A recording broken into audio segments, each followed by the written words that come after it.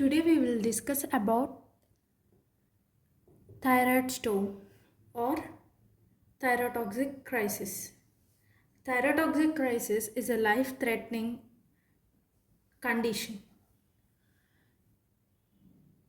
Increase in the severity of the clinical features of thyrotoxicosis causes thyrotoxic crisis or thyroid storm.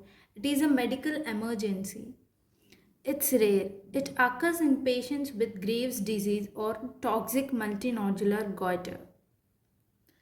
The severe condition of or the exaggerated features of hypothyroidism constitutes thyrotoxic crisis or thyroid storm. Precipitating factors for thyroid storm are infection, trauma to thyroid gland, after thyroid or non-thyroid surgery in a patient with poorly controlled hypothyroidism. Means after any surgery, if the patient is having very poorly controlled hyperthyroidism, it causes thyroid storm in that patient. After radioiodine therapy, thyroid storm can occur. Clinical features. As I told, exaggerated features of hyperthyroidism are seen.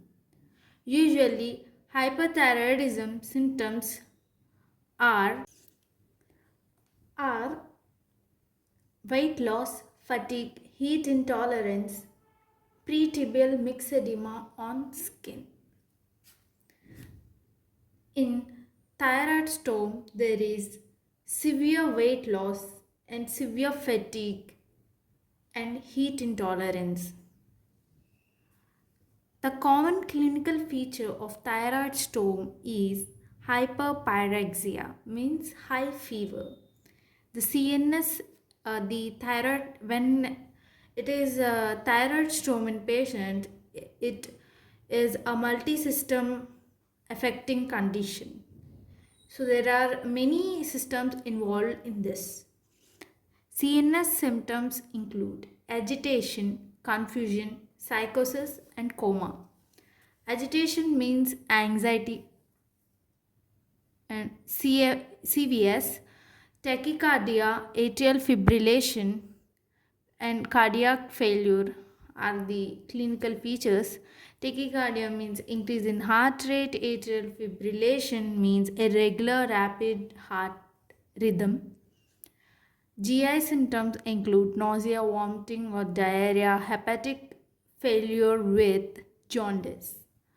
Investigations increase the serum T3 T4 levels are increased and decrease in TSH levels are seen. And CBC shows complete blood picture shows leukocytosis shift to left. Shift to left means shift to immaturity.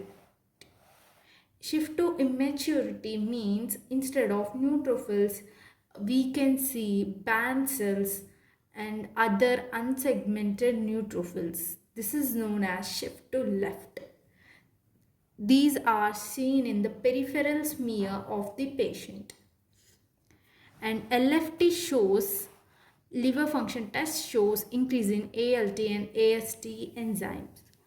ECG shows arrhythmia such as atrial fibrillation. Treatment. Of course, rehydration because diarrhea or vomiting occurs and antibiotics for infections to control infection.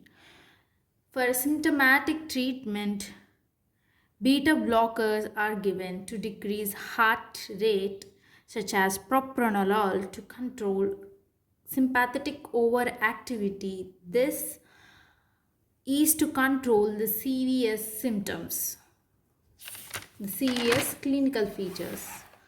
The propranolol, if given orally, 80 mg is given 6 hourly.